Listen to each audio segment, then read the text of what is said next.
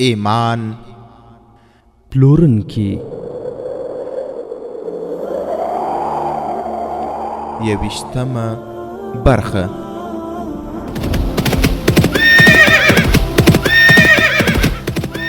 د سلطان صلاح الدین ایوبی رحمه الله د دوران رښتینی کیسې. صلاح الدین پر د غزمکارا پیدا کړه، ته یو بل صلاح الدین پر د غزمکارا پیدا کړه. الحمد لله وكفى والصلاة والسلام على رسوله المصطفى. اما بعد، ورونو د سلطان صلاح الدین ایوبی رحمت الله علیه د رښتینی کیسو دې ځای ته رسیدلی و چې مګنانا ماریوس په سیف الله بدل شو، او هلته سلطان صلاح الدین ایوبی رحمت الله علیه په مصر کې د یوې لویې میلې تیاری نیوله چې علي بن سفیان رحمت الله علیه هم د سلطان صلاح الدین ایوبی ترڅنګ په استخباراتي چارو باندې مصروف. دویمه میرمن له قاهرې نه 2 میله واټن لري، چیرې چې یوې خواته شګلنې غونډۍ او نور په ټوله بیدیا کې شګې د سمندر په څیر تر لمر پرېواته پورې غځېدلي انسانان د سمندر لاندې پټ شوي وو.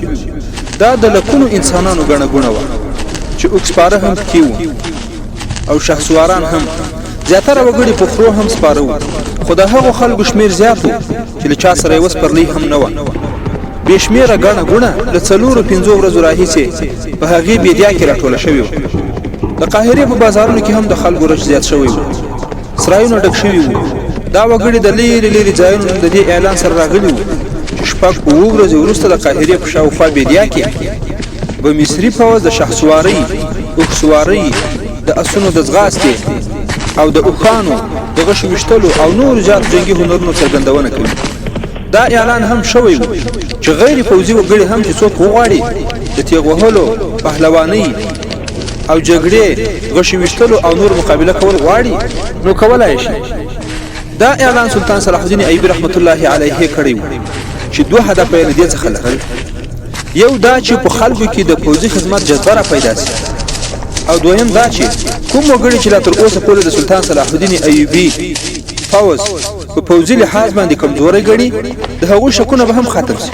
صلاح الدین ایوبی ته چې کله دا خبر ورسید چې له 6 ورځو راهیسې خلک فوزي میلې ته روان دي، نو ډیر خوښ شو. خو علي بن سفیان اندېښمن غوندې ښکارېده.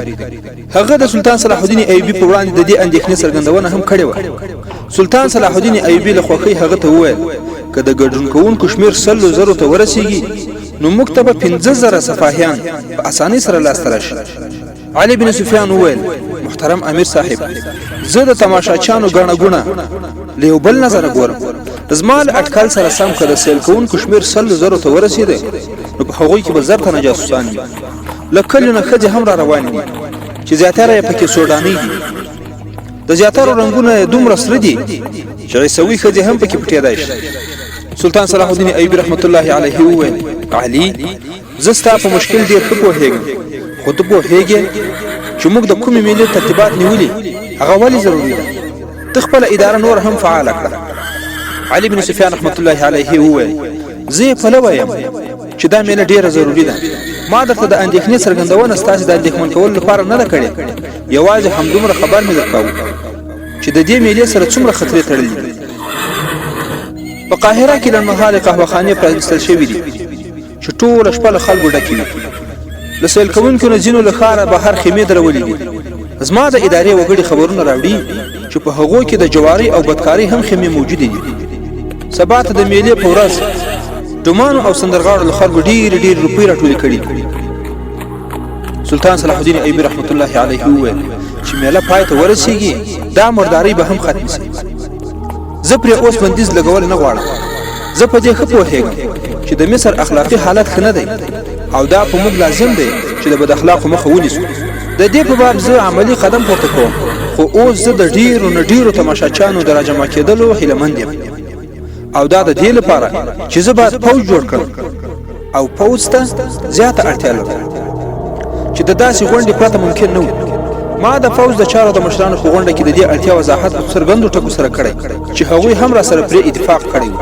علي بن سفیان رحمت الله علیه وویل محترم امیر صاحب زه ستاسو څرګندونو منع کولای نشم زما له اطلاعاتي نظره په دې مشرانو کې نیمایي داسې دي چې زموږ پلویان راته نه ښکاري تاسو هم ښه پوهیږئ چې په دوی کې ځینې داسې دي چې تاسو په دې چوکۍ باندې لیدل نه غواړي او نور چې دي د هغوی زیاتره زړونه له سودانیانو سره دي ما د هغوی به هر یو پسې یو سړی پرېښی دی او زما سړي ما د هغوی له کړو خبروي سلطان صلاح الدین ایوبي رحمت الله علیه پوښتنه وکړه څوک په کومه خطرناکه چاره کې ککړ لیدل شوي دي علي بن سفیان وویل نه پرته له دې چې هغو خلکو چې خپل حیثیت یې هېر کړی دی د شپې لخوا شکمنو خیمو ته ورځي په قهوه خانو کې ناسته ولاړه کوي د ساز او سرود صحنو ته ورځي او ځینې خو یې ډمانې خپلو کورونو ته ورغوښتې هم دي تر دې ټولو زیاته مې هغه بادباني دوه کښتۍ په دماغ کې ګرځي چې لس ورځې د مخه د روم د بحیرې په غاړه باندې لیدل شوي وي سلطان صلاح الدین ایوبي رحمت الله علیه پوښتنه وکړه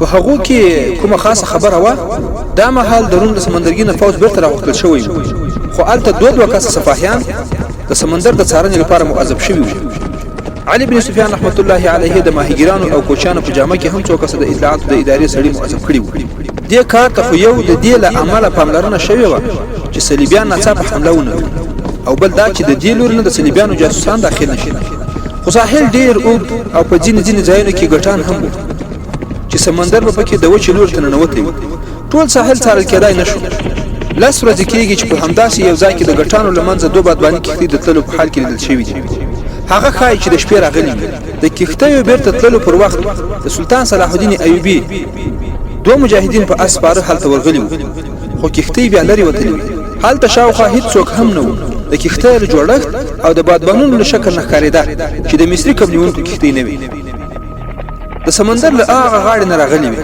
سپاره تر لرې ځایه په بیدیا کې وګرځېد خو د کوم انسان دره کې ونه لګاو هغوی قاهرې ته خبر را لېږلی و چې له ساحل سره دوه شکمنې کښتۍ لیدل سوي د علي بن سفیان رحمت الله علیه لپاره دا ممکنه نه وه چې په هغو شګلنو دښتو کې هغه کسان لټولي وای چې له کښتۍ ښکته شوي د اطلاع پر رسېدلو هم 3 ورځې تېرې شوي دا هم باوري نه وه چې له کښتۍ څوک کوز شوي علي بن سفیان رحمت الله علیه د سلطان صلاح الدین ایوبي رحمت الله علیه د پوښتنې په جواب کې دا وضاحت وکړ او ویل موږ د دې ملي اعلانول د یوې نیمې میاشتې راهیسې کوو په یوه نیمه میاشت کې اوازې د اروپا منځنیو سیمو ته هم رسېدای شي او له هغه ځایه جاسوسان هم را رسېدای شي زه د یقین تر حده ګمان کوم د صلیبینو سره دي ملي ته صلیبي جاسوسان هم راتلای شي دا مهال په قاهره کې د نجونو پلورنې بازارونه په دوامداره توګه فعال شوي دي سلطان پوهیږي چې د دغو نجونو رانیونکي د معمولي حیثیت لرونکي وګړي نه دي په دغه اخیستونکو کې د قاهرې سوداګر زموږ د ادارې مشرانو او نظامي منصبدارانو نمونه هم شامل دي په پلورل کېدونکو نجونو کې به د صلیبیانو جاسوسي هم وي او یقیني خبره ده چې وي به سلطان صلاح الدین ایوبي رحمت الله علیه په دې اطلاعاتو اندېښمن شوی نه و د روم په بحیره کې د صلیبیانو د ماتې تقریبا 1 کال پوره شوی علي بن سفیان له سمندر نه هغه غاړې د اطلاعاتو پر رسولو لارې چارې برابرې کړې وې چې ډېرې قوي او سل په سلو کې باوري نه وي خو بیا هم دا خبر را ورسېده چې صلیبیانو مصر ته ورانکاري او جاسوسانې ډلې لېږلي تر اوسه لا دا معلومه شوې نه وه چې د جاسوسانو په باب د هغو ارادې څه وې له بغداد او دمشق نه په راغلیو خبرونو کې ویل کېدل چې صلیبیانو زیاتره فشارونه په هغه ځایونو باندې راوړي دي په ځانګړې توګه په شام کې مسلمانان امیران په عیاشیو او شرابو کې ډوبول پیل کړي وو د سلطان نورالدین زنګي پشتوالي کې مستقیما د ټکر کولو جرأت کولای نه شو کله چې سلطان صلاح الدین ایوبي د روم په بحیره کې د صلیبیانو جنگي بیړۍ له لښکر سره ډوبې کړې هلته سلطان نورالدین زنګي هم د صلیبیانو په خاوره حمله کړې وه او هغوی یې سولې او جنگي غراماتو ته اړ کړي وو په هغه جګړه کې سلطان نورالدین زنګي زیات شمېر صلیبي پوځیان ژوندي نیولي وو چې په هغو کې د رینالډ په نامه یو صلیبي سرلښکر هم سلطان نورالدین زنګي هغه بندیان خوشي کړي نه وو ځکه چې عیسویانو مسلمانان بندیان شهیدان کړي وو پر دې سربېره صلیبیانو کړي ژمنې هم ماتولې ورونو د تاریخ په اوږدو کې چې د صلیبیانو سره کومې ژمنې کېږي سل په سله کې باید پرې باوري نه اوسو ځکه چې په تاریخ کې لومړنۍ ماتې د دوی له خوا نه پېښه سوې او لومړنۍ غدر هم دوی کړی سلطان صلاح الدین ایوبي رحمت الله علیه ډاډه و چې هلته سلطان نورالدین زنګي د اسلامي سلطنت په ساتنه کې بوخت دی بیا هم هغه پوځونه تیارول چې فلسطین د صلیبیان له ولکې وباسي او د عربو ځمکې د کفارو له شتون نه پاکې کړای شي د دې سره د مصر دفاع هم کلکول غوښتل په یو وخت کې د حمله او دفاع لپاره زیات پوځ ته اړتیا وه په مصر کې د اردو لپاره د ځوانانو د سفتنام کار سست روان د دې یو لامل دا و چې د سودانیانو کوم پوځ چې مات کړی شوی و د هغوی قومندانانو او مسؤلینو په کلیو کې د سلطان صلاح الدین ایوبي پر خلاف ډیر تبلیغات کول د سودانیانو له پوځ نه یو لک شمېر د سلطان صلاح الدین ایوبي په پوځ کې د شاملېدو ډوړه کړې و یو څه پوځ له مصریانو جوړ کړای شوی و او یو څه نور سلطان نورالدین زنګي را لېږلی د مصر خلکو تر اوسه دا پوځ لیدلی نه و نه سلطان صلاح الدین ایوبي لیدلی سلطان صلاح الدین ایوبی د دې میلې له اعلانولو سره خپل نظامی مشرانو او د هغو تر لاس لاندې قومندانانو ته لارښوونه کړې وه چې له بهر نه راغلي خلکو سره وګوري او په مینه محبت د هغوی اعتماد او باور ترلاسه کړي هغوی په دې خبره باوري کړي چې موږ ټول سره ورونه یو او زموږ د ټولو دا یو ستر هدف دی چې د الله جل جلاله او د هغه د پیغمبر محمد صلی الله علیه وسلم هدایت تر لرې لرې ځایونو پورې خپاره شي او مسلمانان د صلیبي فتنې نه وژغورل شي علي بن سفیان رحمت الله علیه د میلې له پیل نه یو ورځ د مخه سلطان صلاح الدین ایوبي د جاسوسانو له خطر نه خبراوه هغه وویل ښاغلی امیر صاحب زه له جاسوسانو نه هیڅ ویره نه لرم په اصل کې خطر د یوې کلمې له ورونو نه ده چې د کفارو د ځمکې لاندې حملو ته زمینه برابروي که د هغوی ایمانونه محکم وي نو د جاسوسانو پوره لښکر هم بریالی کېدی نشي د میلې په سیل کوونکو کې چې کومې ګډېدونکې نجونې ښکاري دا د صلیبیانو جال دی خو بیا هم زما د ادارې ملګري شپه او ورځ په خپلو کارونو مصروف دي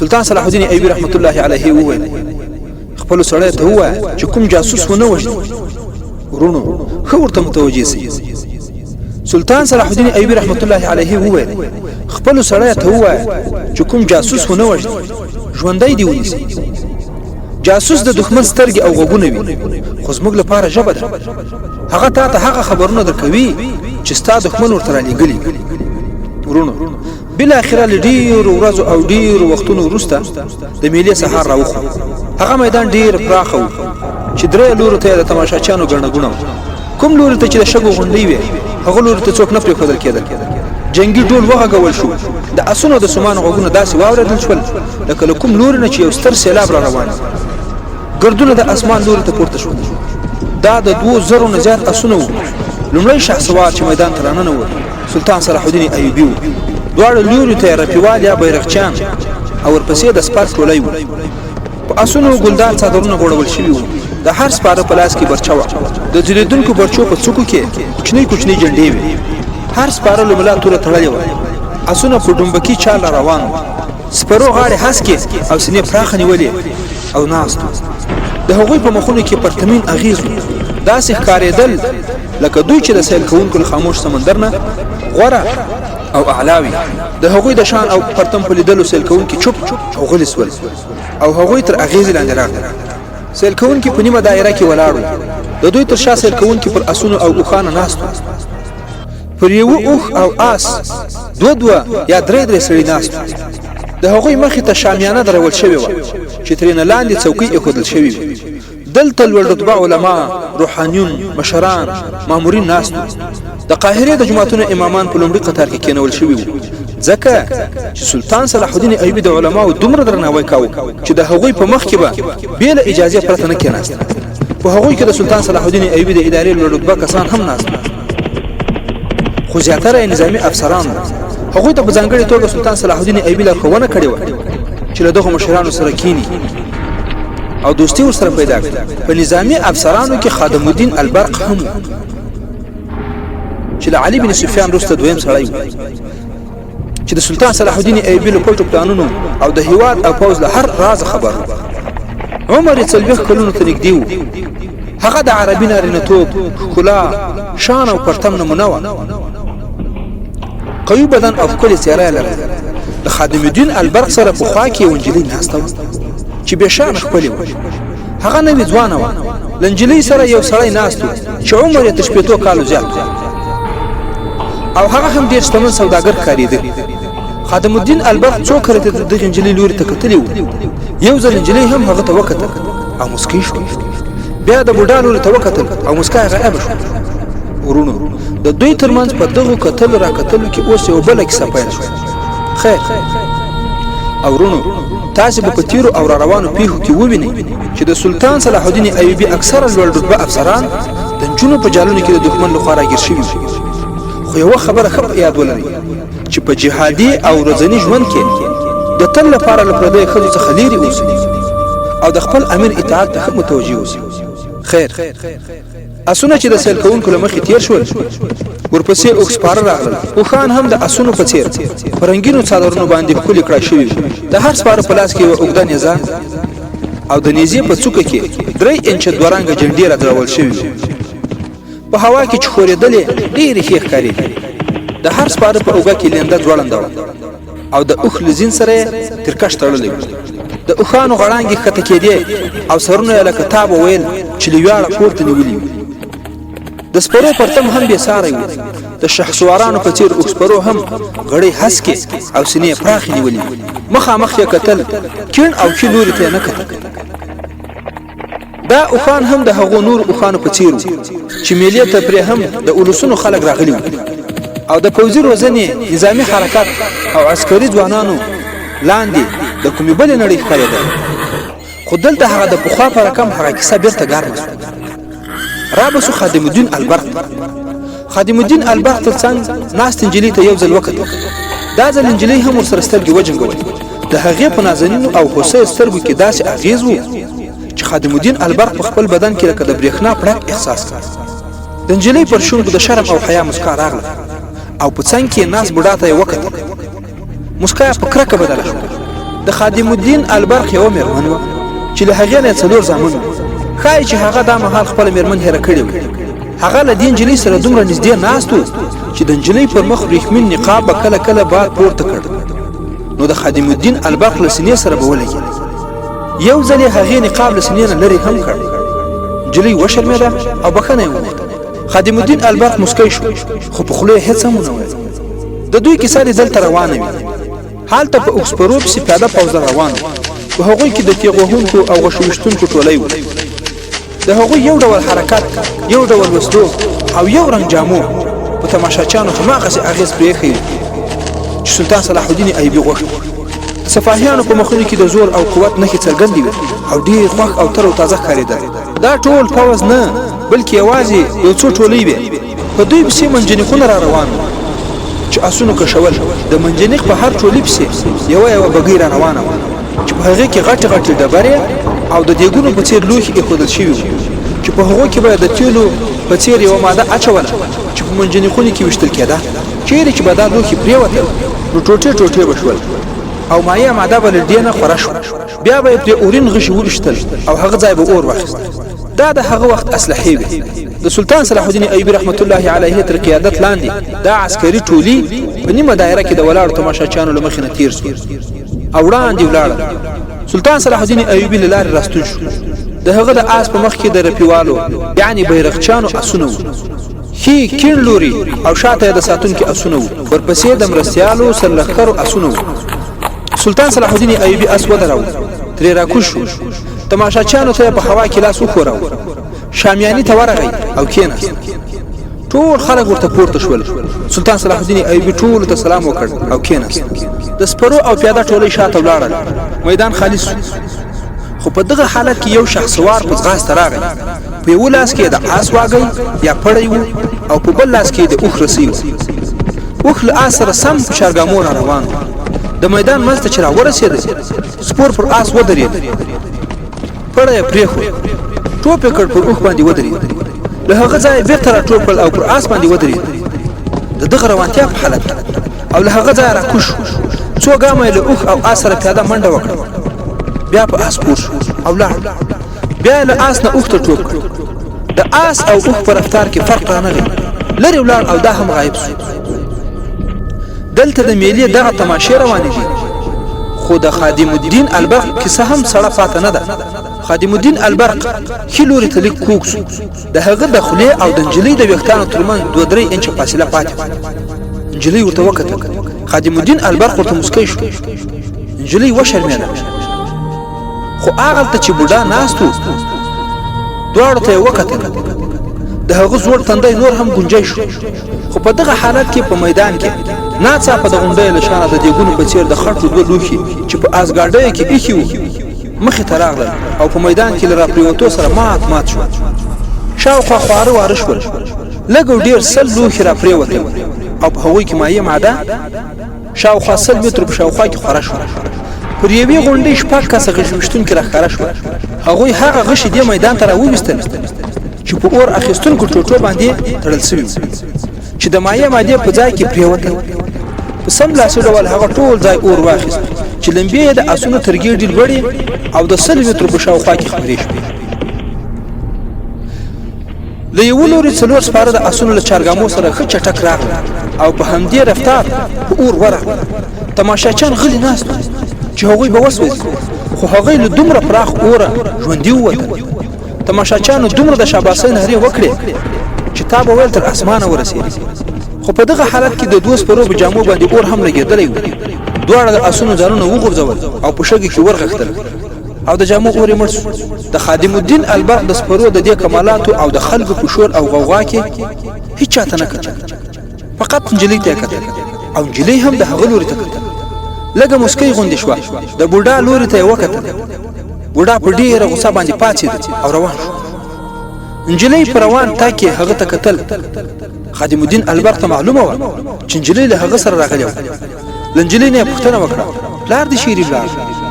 نجلۍ وویل، دا زما پلار نه دی، زما خاوند دی. خادم الدین البرق په حیرانتیا سره وپوښتل، خاوند؟ آیا ستا واده پلار کړی دی؟ نجلۍ په غمجنه لهجه وویل، زه یې رانیولی یم. خادم الدین البرق وپوښتل، چیرې ولاړ؟ د 21مې برخې پای.